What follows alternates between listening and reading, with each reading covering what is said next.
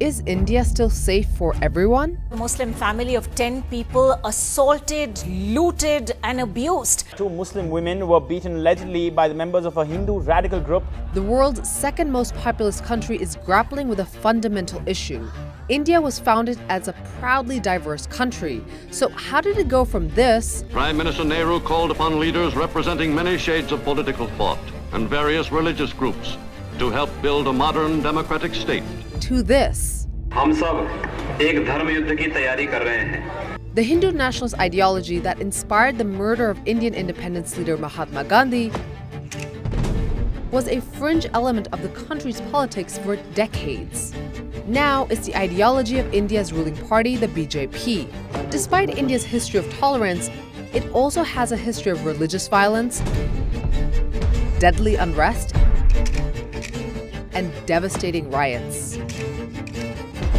There has been a sharp increase in recent years in attacks on religious minorities by Hindu nationalist groups. But what exactly is Hindu nationalism, and why is it so powerful in India today? We're going to look at the rise of the Hindu right in India and what that means for the future of the world's biggest democracy.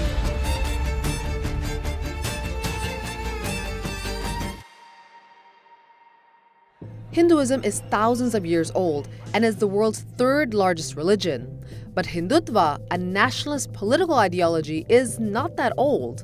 First, we need to define what Hindutva even means. The closest translation is Hinduness. Its core belief is that India should be a Hindu nation. While 80% of India's population is Hindu, almost 195 million Muslims live there. India also has millions of Christians, Sikhs, and Buddhists, and hundreds of other religious groups.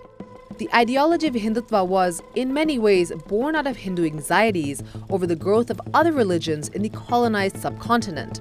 Quick history lesson. For 2 centuries before it became a British colony, India had been ruled by the Muslim Mughal Empire. They also built this. And then the British Empire came along. Hindutva has its roots during the colonial era, when a segment of the Hindu population felt that Western mores were overwhelming Hinduism, and consequently this led to a form of Hindu revitalization. Early in the 20th century, Indian Muslims created the All India Muslim League to advocate for Muslim rights under British rule. Hindu political leaders followed suit. But modern Hindu nationalism is actually traced back to this man. Meet Vinayak Damodar Savarkar. In 1923, Savarkar wrote a defining piece of work called Essentials of Hindutva. The idea was that India would be rendered synonymous with this Hinduness, and all Indians would be seen as Hindu. Hindutva transforms Hinduism into a race. In 1925, so just shortly after the publication of Savarkar's work, something happened that would profoundly impact the Hindutva movement for generations to come. The creation of the RSS.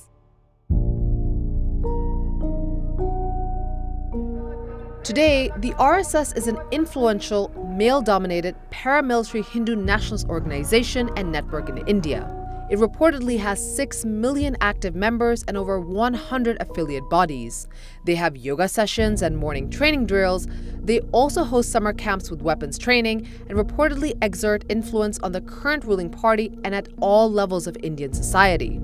Former RSS members can be found in the highest ranks of the Indian political establishment, but more on that in a bit. If you look at all of the violences against minority communities that have happened in India, you will see the imprint of the RSS. But the defining moment of the modern Hindutva movement came in 1992 in the city of Ayodhya, when the RSS joined other right-wing Hindu groups to demolish the historic Babri Masjid. Hindu nationalists believe the 16th century Mughal-era mosque had been built on the site of a Hindu temple. The mosque's destruction sparked Hindu-Muslim communal rioting that killed some 2,000 people. Imagine being of a minority community in India, already vulnerable, and then imagine symbolically something very powerful to a community being broken. So what's the link between the paramilitary RSS and the ruling BJP? The BJP relies on them to get out the vote. The BJP relies on them for electoral purposes. The BJP relies on them for political mobilization. And consequently, the RSS has a disproportionate influence on this current BJP government. Guess which former RSS member is currently at the very top? Modi didn't become India's most powerful man overnight. The story of Narendra Modi is really a phenomenal coming-of-age political story. His father was a tea vendor at a local railway platform. Narendra Modi comes from a backward caste family, so in the Hindu caste hierarchy, he did not come from one of the few privileged groups at the top. He began attending RSS meetings at the age of 8 and formally joined the organization in his early 20s. And then Modi quickly rose through the ranks of the BJP. He was someone who had a unique charisma, a unique intellect, and a unique ability to kind of navigate politics. And in 2001, the BJP made him the chief minister of the state of Gujarat, which is a pretty significant state in the western part of India that's home to about 60 or 70 million people. And then, just a few months after Modi came into power in the state, this happened. 59 Hindus died after a train was engulfed in flames, which was blamed on Muslims. The train fire sparked some of the worst communal violence India had ever seen. About 2,000 people, mostly Muslims, were killed. उन्होंने हमारे पर हमला कर दिया कि ए रहे मुसलमान मारो काटो उसके 2 जन पकड़ के ले गए मेरे को और 3 जन ने मेरे पर बलात्कार किया. Both the BJP and Modi were accused of being complicit in either instigating the violence or not doing enough to stop it. Both denied the charges, and a 2012 judicial inquiry cleared Modi of wrongdoing. For the Hindutva movement, the Gujarat pogrom meant that it had succeeded.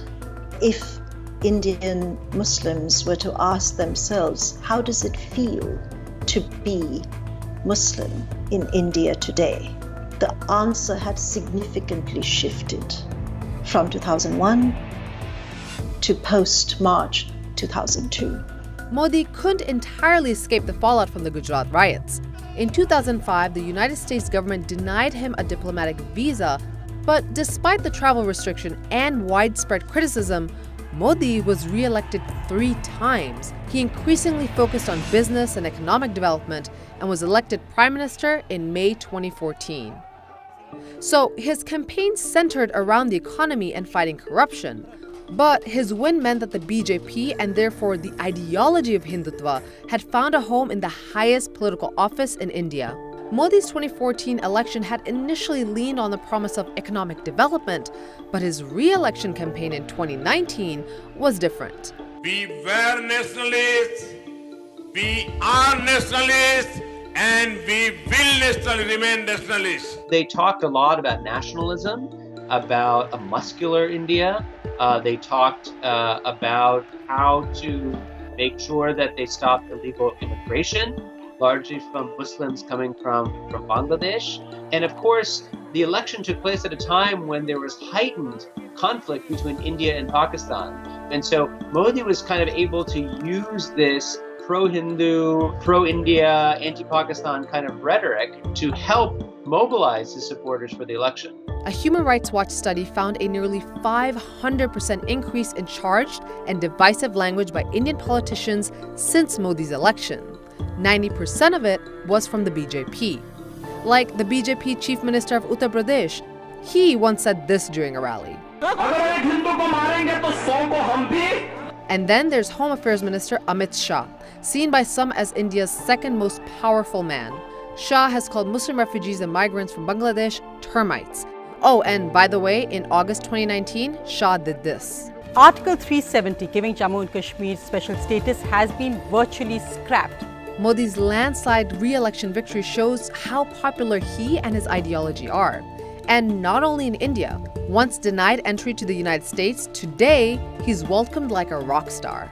I think that there are benefits as well in creating the links between a Hindu nationalist powerful diaspora, who then is able to finance campaigns of both Republicans as well as Democrats to influence what power in the United States looks like, and then to have that power function in the interest of state power in India as well. With Modi in power and Hindutva entrenched in every level of Indian politics, there is some fear that secularism, which has had a long history in India, is in danger. Since 2019, protests have erupted in India over a controversial Citizenship Act, which grants amnesty to undocumented immigrants from neighboring countries. It's being called anti-Muslim because Muslim immigrants are excluded. The Indian government is also building its first massive detention camp where it plans to hold undocumented immigrants, many of them most likely Muslim.